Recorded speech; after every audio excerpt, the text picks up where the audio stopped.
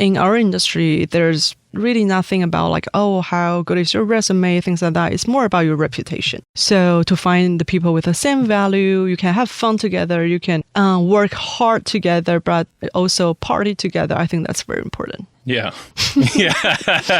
Finally, we get to talk about how important partying is. Yes.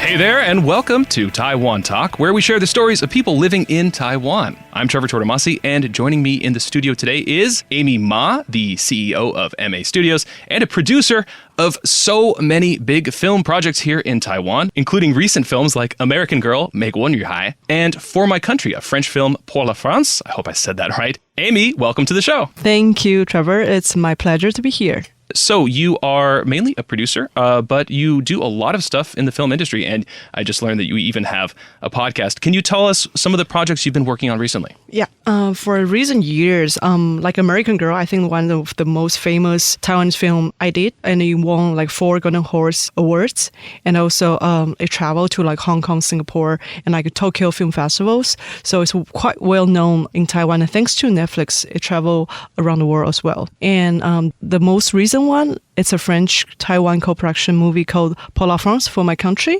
We finished shooting last January and it went to Venice Film Festival. So it will be released in Taiwan in this summer or this fall very soon. Okay. Is that a film about Taiwanese people in France or French people in Taiwan or both? French people in Taiwan. Okay. Yeah. That's cool. 1/3 is shot in Taipei. Nice. 1/3 of the movie is shot in Taipei. Yes. 1/3 is in Paris and 1/3 is in Algeria. Algeria? Yeah. Oh, okay. Wow. So since you're a producer, when we think of the film industry, I think most people can probably imagine what directors and actors are doing for each project. It's pretty obvious. But the producer is a little bit behind the scenes, but also at the same time so hands-on. You've worked extensively as a producer. What is the most difficult part of your work? Difficult part, I will say people management, because I think movies or TV series are made by a bunch of people. And writers or directors, they are from creative side. They are artists. You have to work with them to develop that creativity and the stories. But also you have these like DOPs or like gaffer, key grip, or a lot of like a technical guys that you have to work with. So they have a different culture, they have different background. You have to speak to them with different languages, and you have to understand their professional skills before you work with them. So I think producer, you are on hands over everything, but also you have to be, very understandable of the people around you, and you are like the center of the production. So at the meantime, all the problems come to you. So you have to be a problem solver. You have to be an HR person. Also, you have to find money and the right people. So you're kind of on top of everything. Are you like the funnel for investors to put their money into the movie? Yes. Okay. You are the one pitch the story, pitch the project to the investors. So with that much pressure on what you're pitching, how do you decide what you want to produce? Well, that's the thing. For me, personally, I choose my passion project. That means I choose the script I want to work on. I choose the people I want to work with. And so I don't really like pick projects randomly or because of its commercial value. So for example, like American Girl or like Pour la France, these are more like art house films if you have to put a genre of them. But for me, I really, really enjoy and love the stories in the movie. And also I enjoy the process of working with these brilliant talents for these 2 projects. So I would say I choose projects based on my instinct and my passion. Yeah. Okay. So I recently watched a couple weeks ago, American Girl. Boy, it's a moving film. There's a lot of, I don't want to give too much. I don't want to talk about it so much that I spoil something. I guess just like, what parts of the story did you connect with and what got you into the headspace to starting to want to work on that project? Yeah, I would say because I know the director who is also the writer, Fiona, and I know she has been working on this biography or like personal story for many years. And I think the relationship between the mother and daughter really touches me. You know, every daughter has a mommy issue. Yeah. And that part in the story is very real. Also, like the father part is not like a big part of the movie, but the father in the story is very close to my real father. Like he's a businessman and worked in China for many years, and he's away home for many years. So we are very close, but in the meantime, we have this distance between us. So I think this familyship is what I really enjoy and I really like from the story. It seems like a lot of people dealing with being stuck in their own different ways. Yes. Yeah, you can say that. And what elements of of that movie would you say are uniquely Taiwan and uniquely American? Well, the title is American Girl, but it's actually talking about a girl has been immigrated to the States for like 5 years, and then she has to move back because her mother got cancer, and they needed like a medical the cure in Taiwan and better healthcare than America for sure. Yeah, for sure. Yeah, so that's why they moved back, and that's the time when SARS hits Taiwan too. Like 2002 or 3. 2003, yeah. Okay. Components like in the same story. And I would say this kind of generation is very unique for Taiwanese because during, I think, 1997, that's the trend. All the Taiwanese families try to immigrate to Canada or to the States or to Australia, you know. But after a few years, maybe there's a cultural conflicts or maybe they just not get used to the local life. So they choose to move back. And that was the time quite special because for this family or for many families like them, you are Taiwanese, but you are moving back. People see you as a foreigner. People don't really count you as they're part of their community. So this generation of kids, they are facing a lot of like self-identity. And also, they also have this issue with their family, with their friends, classmates, teachers around them. So that's kind of, you can say it's also unique. It's also universe because I think every kid will has these dilemma times in their lifetime. Yeah. And obviously you're not in school right now, so it might be an outward perspective, but do you think this is getting better in Taiwan? Well, I think yes, because now thanks to a lot of like social media and internet, the cultural difference is not that clear as before. And also you can get like Korean pop and like Western pop culture very easily. So I would say that the kids, they're all learning English right now. They're all watching like Japanese cartoon, English cartoon. So the cultural difference, I don't think it's as like important or like terrible. Can you put that word? Like before, yeah. Working on this film, what was a normal day of production like?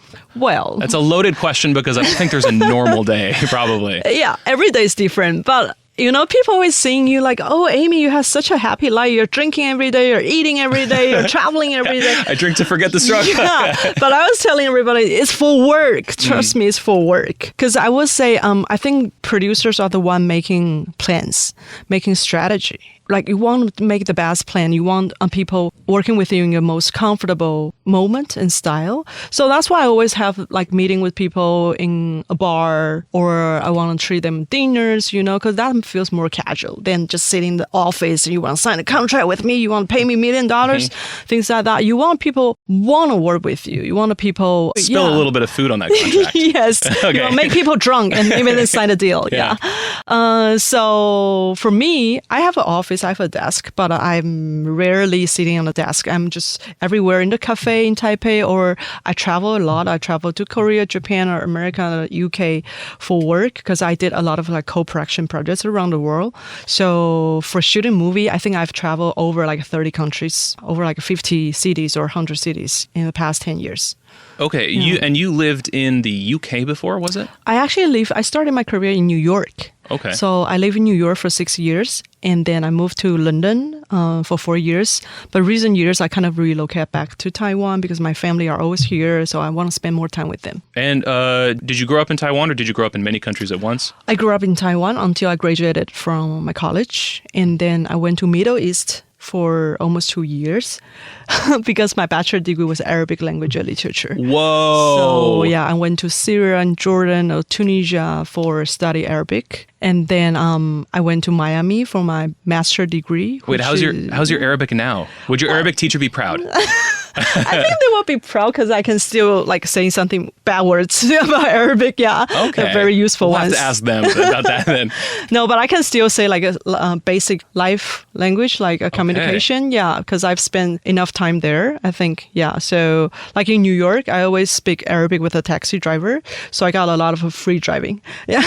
Whoa. That's one of the advantage. Yeah, to speak Arabic. Okay. Yeah. So you know what it feels like to get into a taxi and speak a language. Someone's like, your language is so good. And you're like, just take me to the... Yeah. I need to go, please. Yeah, brother. Yeah, you're my brother. Yeah.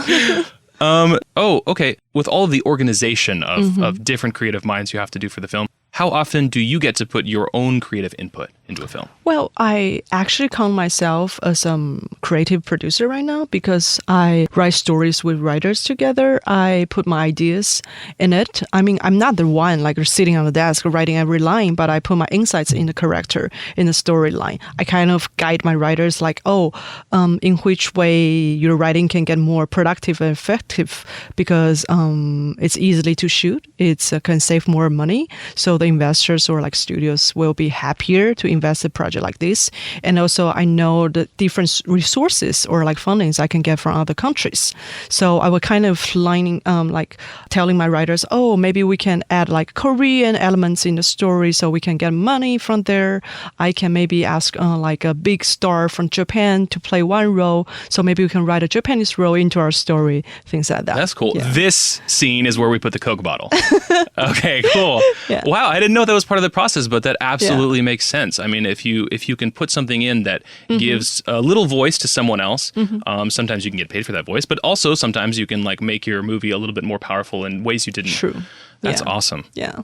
What's the most important lesson you've learned from all of this? From producing, making movies, and being on set all the time, seeing how different people's jobs kind of interact with each other? The most important thing, let me think. I think why at the very beginning when I was a kid, why I love movies so much? Because I never studied movie.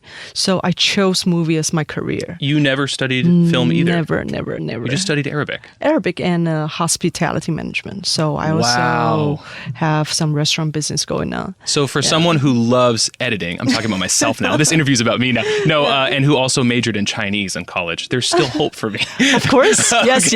Cool. Okay, back to you. Yeah. So I never started filming. So I would say I chose movie to be my career because I have so much passion in it. And I always believe a good movie, a good story can change somebody's lifetime, can give you a touching moment that you can remember for your lifetime. I think that's a very important. So that's why I always tell people I want to do not like a box office hit movie. I want to do something sincere, very genuine, that people can feel like a touching, can feel laughter, can feel even scary movies. They can feel like a real terrified from it. They can enjoy the 2 hours they spend on the movie. So I think to find the right people, to make the people in the team really enjoy the movie making process, it's the key. Because you can see if a movie is with passion, with love, with soul from the filmmakers in it. So as a producer, you are kind of the team leader. It's very important for you to take care of every filmmaker, every crew, and to really make them feel proud of the project. I think that's a very important thing, from my work. And so these studios you're running, MA Studios, do people come to you or do you kind of go out and find stuff? I think both, because in our industry, there's really nothing about like, how good is your resume, things like that. It's more about your reputation. So I only work with the people I trust, like who recommended them. So I think it's very important to build up your connections, build up your networking in this industry. And like I said, you find the right people who work with you.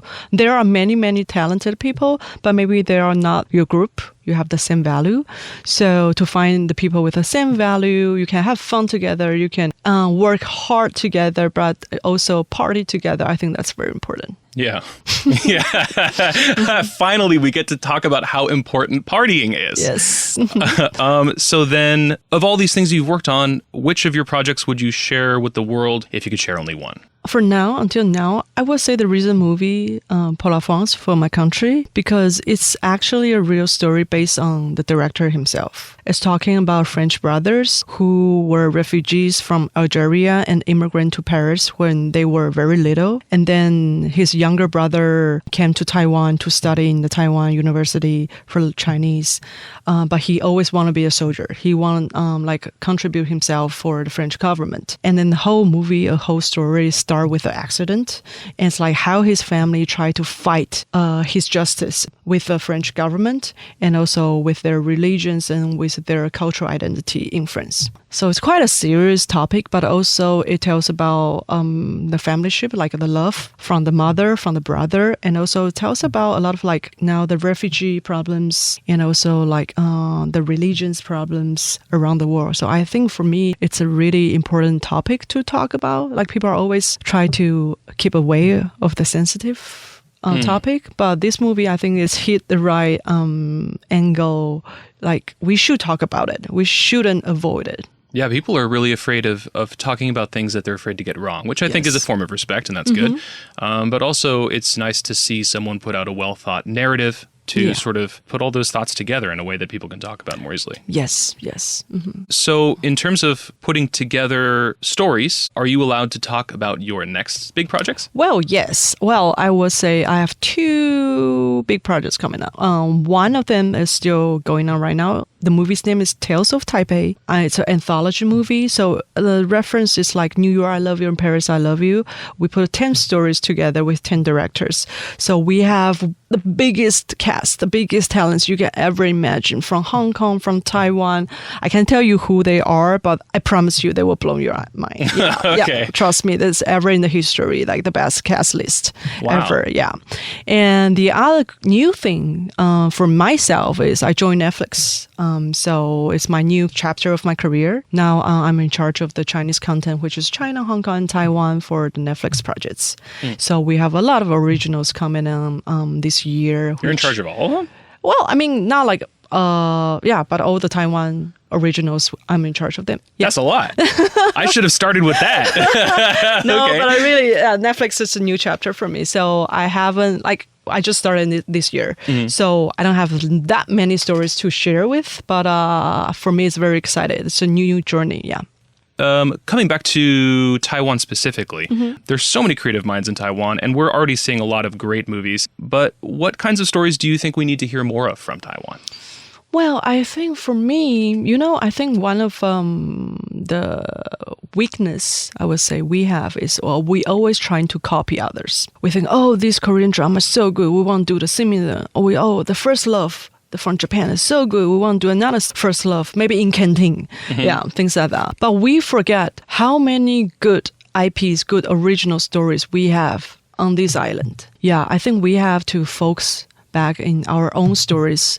We have so many, we have oceans, we have high mountains, we have so many different tribes, regional people in the mountains. We have so many history we can tell, but let's just talking about our own stories. I think now is the right time because thanks to the international platforms, now people are very used to watch subtitles and different language and cultural stories. But we have to tell our own story to have our own voice. I think now is the right time.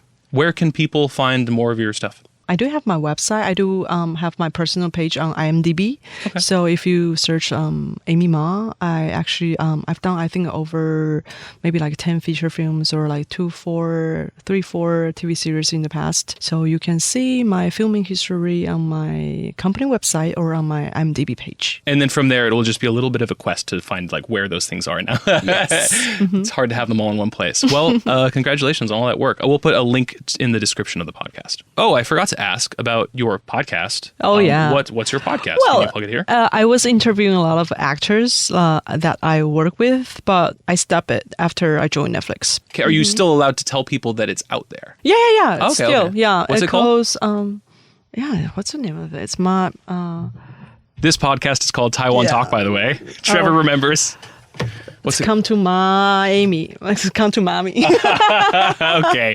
Come to MAAMY. Okay, cool. And what kind of actors did you get to talk with? Just people you've worked with? And people I work with. So they are big cast in Taiwan. Let's say Vivian Song Yunhua, or Huang Jianwei. Yeah, so they are big stars. People must know them. Well, thank you for helping to tell the stories of Taiwan and Taiwan's interactions with the world.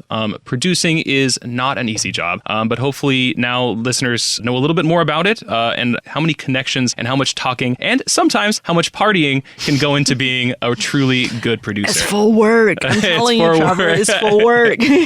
So, Amy Ma, thank you for joining us today. Thank you, Trevor. My pleasure as well. And thanks to you, the listener. If you'd like to hear more from ICRT, you can listen to full-length episodes of Taiwan Talk wherever you normally find podcasts. And you can help us out by telling a friend. Anyway, that's it for this episode of Taiwan Talk. Until next time, I'm Trevor Tortomasi on ICRT FM 100.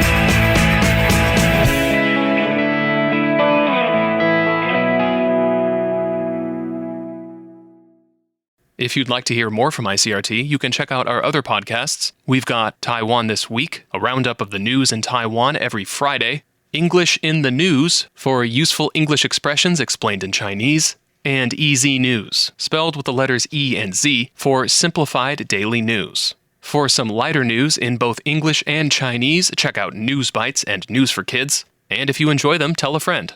Thanks for listening.